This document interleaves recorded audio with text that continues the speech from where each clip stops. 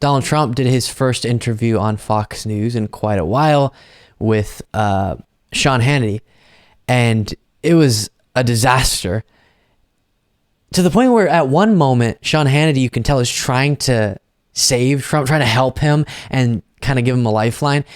Hey, we can kind of together create this other narrative that maybe makes you look a little better. And then Trump just charges forward with all the things he's saying that makes him look terrible. But before we get to that moment, we have a few to look at before, starting with Trump's analysis of his Waco, Texas rally. Well, I deal with it. We're dealing with very dishonest people. We're dealing with thugs. We're dealing with people I actually believe that hate our country. Last night I had a rally with tens of thousands of people. The press admitted there were at least 25 or 30,000 people. That means you can double it, at least in Texas, Waco, Texas. And it was like a love fest. It was incredible. Well, I deal. It was like a love fest, he says. Doesn't it sound great to have a love fest with Trump? By the way, I was at his Waco, Texas rally, and there were not 60,000 people, I can tell you that for certain. But he does this with all of his crowds, which the strange thing is no one's expecting 60,000 people for a political rally. And so even his single digit thousands, I think I heard something under 4,000 or something like that, is perfectly impressive. Why does he always have to, just for the love of the game, lie about things like that? Speaking of lying, here's his very dangerous narrative on this upcoming election. He's saying the prosecutions, or possible prosecutions, I should say, against him, the investigations into him, are actually a part of a stealing the election operation. It's a new way of cheating on elections. It's called election interference. What they're doing is, if they can't win at the ballot box, because I'm leading everybody by a lot in the polls, for every Republican, frankly, and every Democrat by a lot, including Biden by a lot. He's leading Republicans in the Republican primary polling for sure by a significant margin for the most part. He's not leading Biden consistently in polling. And they can't beat you that way. They're going to do this kind of stuff. This is never been done like this before in the history of our country to this extent. People are pleading with the prosecutor, don't do it, don't do it, it's wrong. Even Democrats, even people that traditionally are not exactly my fans, are saying. So this is so dangerous because he's getting his followers bought into and ready for the election was stolen round 2.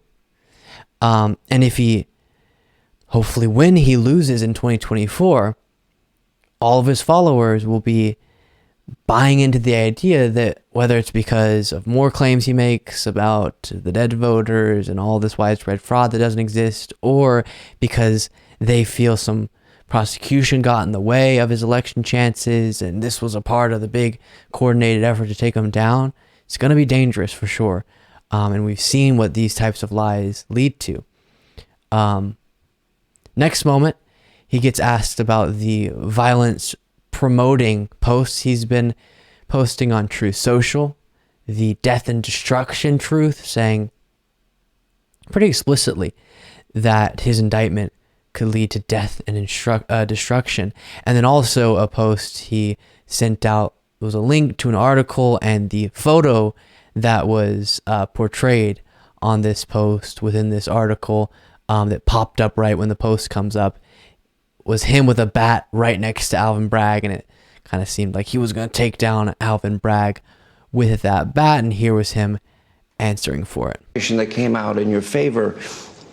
You talked about death and destruction, and then the baseball bat picture next to Alvin Bragg, and you did take that down. And my only question is, why open yourself up to criticism? You have to understand that when the story was put up, I put up a story. We didn't see pictures. We put up a story that was very exculpatory, very good story from the standpoint of what we're talking about. And they put up a picture of me. And you know where I was holding the baseball bat? It was at the White House Make America, Buy America, because I did a lot of Buy America things. And this is a company that makes baseball bats. Then they put next to that picture a picture of Alvin Bragg. I didn't do it. They did it. I guess the people that do the paper or somebody put pictures together, but I was holding a baseball bat in. Okay, so you get the point on that one. I don't know how that happened. It was someone else, which it was a separate article, so it's easier to wiggle out of that one. But how do you wiggle out of the death and destruction truth social message that he posted himself? He crafted those exact words. Here was this. I will say this with death and destruction. I didn't say death and destruction. I said, I'm afraid. Yeah. I said, I'm afraid that if they do this, which is a fake prosecution, where my worst enemies say that he's totally innocent. I mean, I can't believe people that have never been positive to me or defended me, that don't like me, they're on the other side of the world. These are people that said, you can't do this prosecution. It will cause tremendous problems.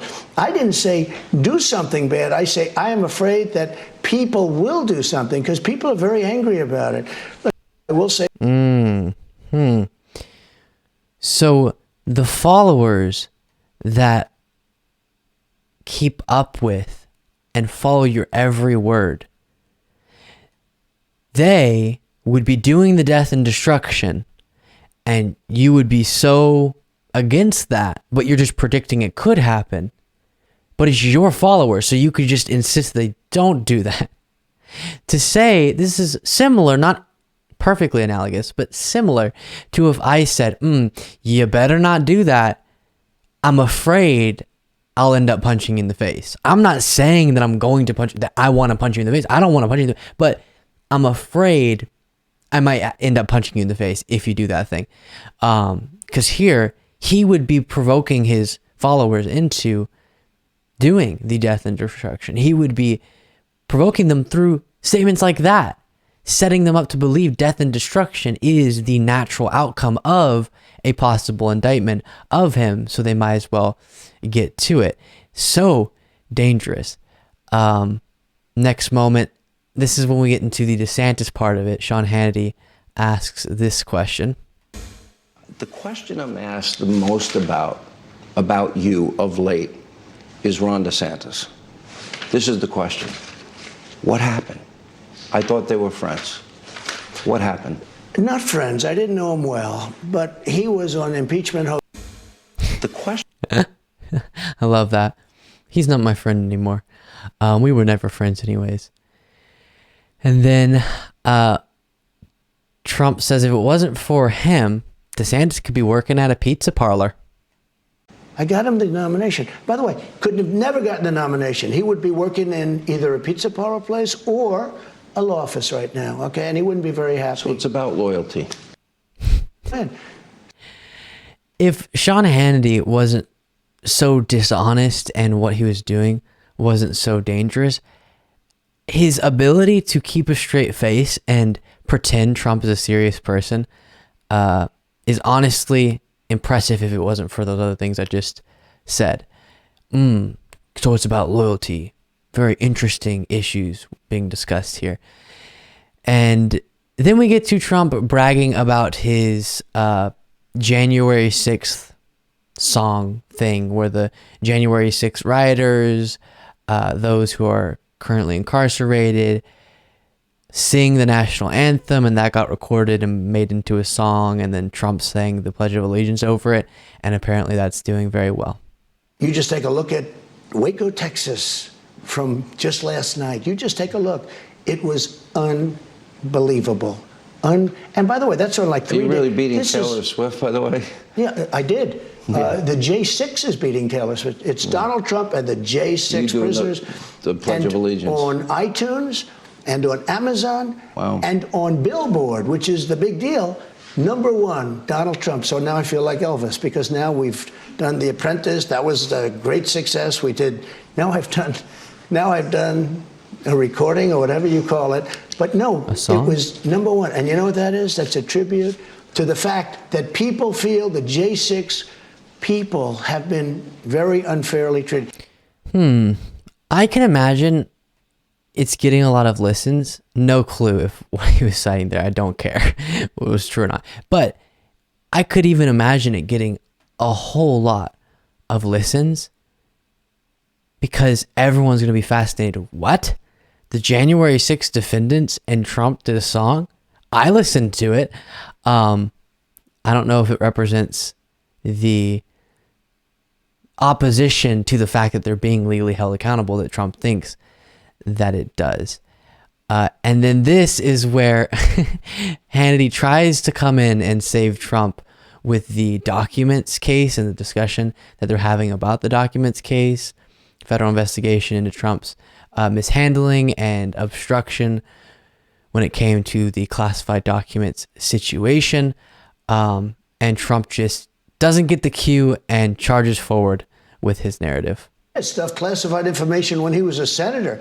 And I've watched Democrat senators get on television and say, I can't believe that. Are you serious? I don't believe that. I've they known didn't you even for believe decades. the question. I can't imagine you ever saying, bring me some of the boxes that we brought back from the White House. I'd like to look at them. Did you ever do that? I would have the right to do that. There's nothing wrong with it. But I know you. I don't think you would do it. Well, I don't have a lot of time, but I would have the right to do that. Right. I would do that. There'd be All right, nothing let me wrong. move on. Remember this. Yeah. This Let me move on. Sean Hannity says, no. is the Presidential Records Act. I have the right to take stuff. Do you know that they ended up paying Richard Nixon, I think, $18 million for what he had? They did the Presidential Records Act. I have the right to take stuff. I have the right to look at stuff. But they have the right to talk, and we have the right to talk. This would have all been worked out. All of a sudden, they raided Mar-a-Lago viciously. Not all of a sudden. They asked you time and time again, and you knowingly, it seems, based on the evidence we're seeing coming out of this investigation, had your lawyers lie, signing their name to a lie, saying you didn't have the documents that you did have, and you were the one directing that. You knew they wanted the documents, you knew it got serious, and still you kept them. And so that's where the obstruction comes in of him making those decisions and trying to keep these documents. But it's hilarious because Sean Hannity's like, you wouldn't just ask to take these documents with you. I know you wouldn't do that. And Trump's like, no, but I would have the right to. I would do that. Heck, I did do that.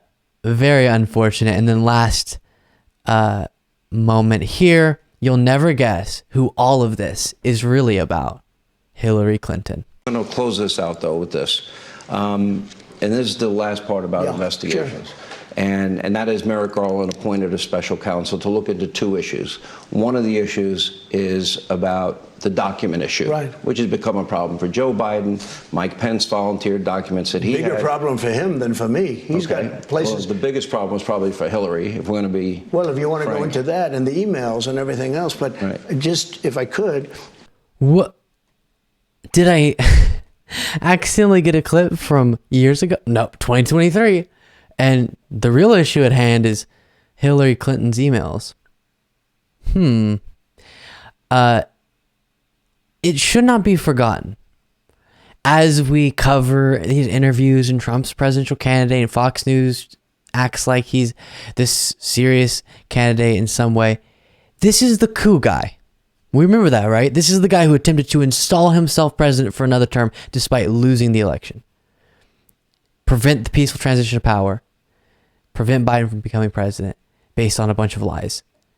Concocting this fake elector scheme, and Mike Pence was going to reject the actual electors and throw everything into a constitutional crisis to keep Trump in the White House despite losing the election. That's who we're talking about. We can't fall into feeling like this is normal. It is not. Holy smokes. There it is, Trump's big return to Fox News.